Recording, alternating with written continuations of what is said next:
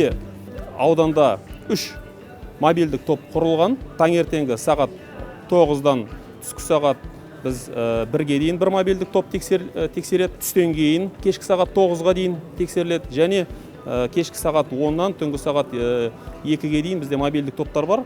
Ол мобильдік топтар шығатын кезде ешқандай жаңағыдай өзінің қызметін жасап жатқан объектілерде, нысандарда біз ешқандай ескертпе жасамаймыз. Кіріп, өзімізді таныстырып, сол уақытта қандай жаңағыдай талаптардың сақталып жатқанын біз көреміз. Нұр-Сұлтан қаласы бойынша 1600-дей рапорт түскен болатын баянаттар.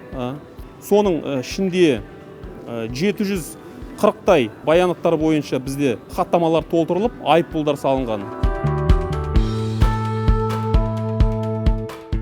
На территории Азиапарка соблюдаются все требования, которые предусмотрены для торгово-развлекательных центров. Работают сотрудники клининга, сотрудники охраны, обеспечивается обеззараживание, дезинфекция. Мы следим за тем, чтобы и наши сотрудники, и посетители находились в масках. Все меры приняты по соблюдению дистанции, это начиная с разметки и отметки, сколько посетителей может находиться в бутике. И постоянно контролируется в течение дня и администрацией, администраторами и сотрудниками, которые находятся в торговой галерее.